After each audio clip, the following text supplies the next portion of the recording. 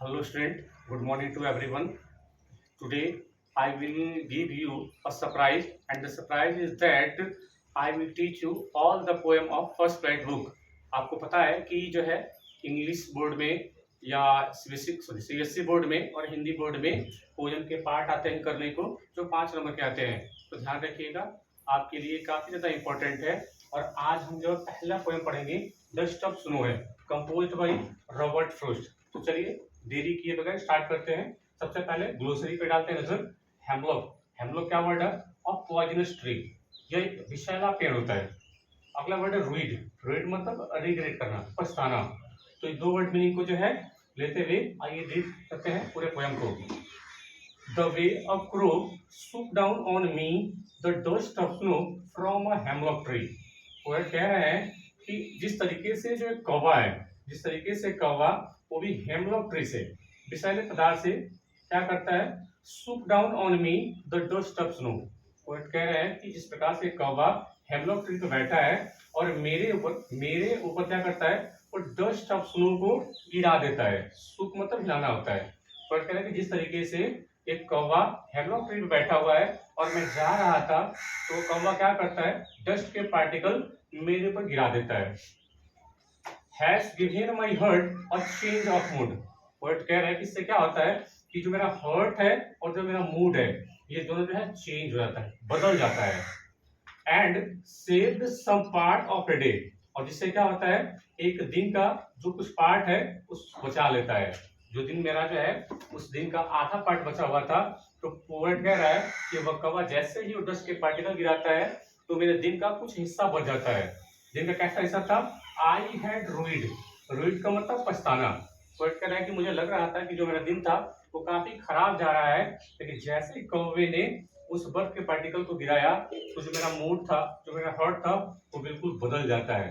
तो इस तरीके से पोएट जो है बता रहा है कि कैसे जो उसका दिन खराब होने वाला था, उस कौवे की वजह से, उस डस्ट के पार्टिकल गिरने से पोएट का चेंज और मूड दोनों बदल जाता है। तो ये रहा पूरे जो है डस्ट ऑफ स्नो का एक्सप्लेनेशन। काफी शॉर्ट पोएम था।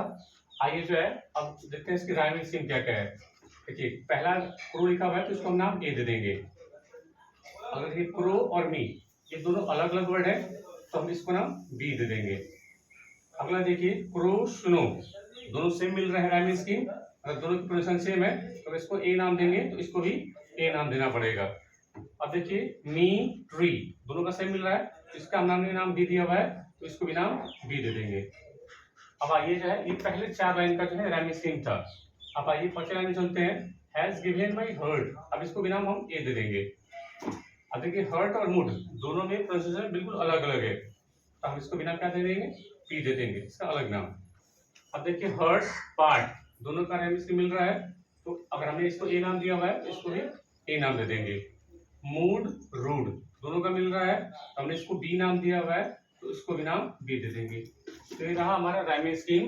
पहले 4 लाइन क्या था? A B. और पूछेगा कि what is the rhyming scheme of the first 4 line, कहेंगे ए बी। और पूछेगा कि what is the rhyming scheme of the second 4 line, क्या बोलेंगे? A B. तो ये था राइमिंग स्कीम। आइए अब चलते हैं कुछ पोएटिक डिवाइस के बारे में। पोएटिक डिवाइस, ये पोएटिक डिवाइस क्या होती है? ये पोएम को जो है, पोएम को अच्छी बनाने के लिए, पोएम को अच्छी बनाने के लिए पोएट यूज करता है कुछ पोएटिक डिवाइस का। पोएटिक डिवाइस में आज देखेंगे हम इसमें कौन सी पोएटिक डिवाइस का यूज किया गया है। ध्यान रखिए पोएट के पास एक फ्रीडम होती है कि वो जो है पोएटिक डिवाइस का यूज कर सके। तो पहला है मेटाफर। तो ध्यान रखिए मेटाफर कहाँ पे है? आपको पता है कि सिमिली और मेटाफर ये दोनों जो है कंपैरिजन करने के लिए यूज किए जाते हैं। और कंपैरिजन करना हो दो चीज का, तो एज और लाइक जैसे वर्ड है तो वो सिमिली हो जाती है, और एज और लाइक जैसे वर्ड ना है और कंपैरिजन हो रहा है तब मेटाफर का यूज किया जाता है। इसको हिंदी में रूपक अलंकार बोलते हैं। देखिए लिखा हुआ है डस्ट ऑफ स्नो लिखा हुआ है। वर्ड कह रहा है कि जैसे ही वो क्रो स्नो का पार्ट मेरे ऊपर गिराता है तो मेरा मूड बदल जाता है। यानी यहाँ पे जो स्नो का पार्ट है इसको किसी वस्तु के द्वारा कंपैरिजन किया गया है। किसी आदमी का अगर हृदय चेंज करना है तो कोई आदमी हृदय चेंज कर सकता है या कोई चीज कर सकती है। तो यहाँ पे जो स्नो ऑफ डस्ट है ये एक जो है एजेंट की तरह काम कर रहा है। तो हम कह सकते हैं इस थर्ड लाइन में जो है हम मेटाफर का यूज किया गया है पोएट के द्वारा। दूसरा देखिए, दूसरा क्या है पर्सोनिफिकेशन। अब यहाँ पे पर्सोनिफिकेशन का भी यूज किया गया है। अब पर्सोनिफिकेशन कहाँ पे है वो देखने के लिए हम देखेंगे इसे। ठीक है, the way of crow soup down on me. देखिए यहाँ पे पोएट काफी उदास था, लेकिन कौवा क्या करता है उस पूरे डाल को हिला देता है। अब क्या ये कौवा जानबूझ के हिलाता है या जो है वो केवल अपने आप एक जो है बैठता है तो वो हिल जाता है। लेकिन यहाँ पे कौवा जो है एक ह्यूमन बीइंग की तरह ट्रीट किया गया है। ऐसा लगता है कि पोएट उदास था तो कौवा जानबूझ के गिरा देता है। यानी यहाँ पे क्रो और जो सूप डाउन लिखा हुआ है एक ह्यूमन बीइंग की तरह ट्रीट किया गया है। तो हम कह सकते हैं कि क्रो को जो है पर्सोनिफिकेशन किया गया है। तो यहाँ पे जो पोएटिक डिवाइस होगा वो होगा पर्सोनिफिकेशन। तो इसे देखिए इंजैबमेंट। इंजैबमेंट क्या होती है?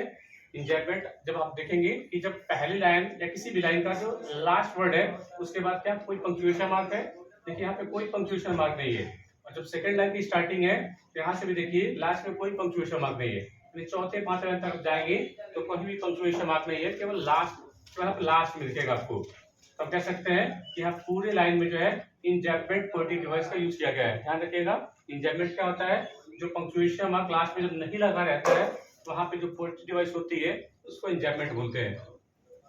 अगला देखिए एलिटरेशन। अगला जो पोएटिक डिवाइस है वो है एलिटरेशन। एलिटरेशन क्या है? ध्यान से देखिए, सेव्ड सम। जब दो जो है कॉन्सोनेंट साउंड, जब दो कॉन्सोनेंट साउंड दो लगातार वर्ड के प्रारंभ में हो। देखिए यहाँ पे भी स्टार्टिंग यस हुई है और यहाँ पे स्टार्टिंग में यस लिखा हुआ है और दोनों का साउंड देखिए सेव। सौ है जो है यहाँ पे भी प्रोनाउंसिएशन सौ आएगा और सम में भी सौ आएगा। यानी कि सौ क्या होते हैं? ये हिंदी के व्यंजन कहलाते हैं। क से लेके ग तक जितने भी अक्षर होते हैं वो व्यंजन कहलाते हैं और अ से लेके अंग तक जितने भी अक्षर होंगे वो जो है स्वर कहलाएंगे। तो ये वाला जो स है ये हिंदी का व्यंजन है और जब हिंदी का व्यंजन जो है प्रोनाउंसिएशन करने पे है तो वहाँ पे जो पोएटिक डिवाइस होगा वो एलिटरेशन होगा। ध्यान रखिएगा, ये कॉन्सोनेंट साउंड पे डिपेंड करता है।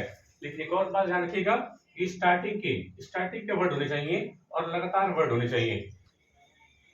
अगला पोएटिक डिवाइस है एसोनेंस। एसोनेंस क्या है? यहाँ पे देखिए सेकेंड लाइन में यहाँ पे ओ डबल ओ है, यहाँ पे भी ओ है, यहाँ पे भी ओ है। मतलब यहाँ पे ओ लेटर है उसको बार बार रिपीट किया गया है और हमको पता है कि ए क्या ओ क्या है। ये जो है कह सकते हैं कि ये जो है जो ओ है यहाँ पे भी ओ मतलब कई बार रिपीट किया गया है और वो हमें पता है कि ये वॉवेल है। तो वॉवेल साउंड अगर बार बार रिपीट हो तो वहां पे जो पोएटिक डिवाइस होगा वो होगा एसोनेंस। रुक जा स्टार्ट। तो ये रहा आज का आपका पोएम का जस्ट ऑफ स्नो, इसका पूरा एक्सप्लेनेशन। और जो है यहाँ पे कुछ पोएटिक डिवाइस थी। एक क्वेश्चन यहाँ पे काफी ज्यादा बनता है कि जो है यहाँ पे जो क्रो है और जो हेमलॉक ट्री है, ध्यान रखिएगा हेमलॉक ट्री ये एक जो है विषैला पदार्थ होता है जो नेगेटिविटी को दिखाता है और कौवा जो है उसे भी कई देशों में जो है इसे एक से दुख का प्रतीक माना जाता है। तो हम कह सकते हैं और क्वेश्चन पूछेगा कि what do the hemlock tree and crow represent? What do the hemlock tree and crow represent? यहाँ पे जो हेमलॉक ट्री है और क्रो है ये क्या रिप्रेजेंट करते हैं? तो आंसर लिखेंगे hemlock tree and crow represent negativity. क्या लिखेंगे आंसर? लिखेंगे hemlock tree and crow represent negativity. ये नेगेटिविटी दिखाने के काम में आते हैं, इन्हें दुख का सूचक माना जाता है। इन्हें जो है कह सकते हैं क्रो कब आप देखेंगे कभी भी जो है इसे जो है अच्छा नहीं माना जाता है, इसे शुभ नहीं माना जाता है। और वैसे जो हेमलॉक ट्री है एक विषैला पदार्थ है, हम कह सकते हैं कि बोथ रिप्रेजेंट नेगेटिविटी। तो कैसा लगा पोयम? अगर आपको और भी पोयम रीड करनी है तो कमेंट बॉक्स में सुझाव जरूर भेजिएगा। मैं आपको सभी पोयम जो है इसी माध्यम से जो है अपने यूट्यूब चैनल के माध्यम से एक्सप्लेनेशन करता जाऊंगा और काफी आपको एग्जाम में हेल्प मिलेगा। Thank you.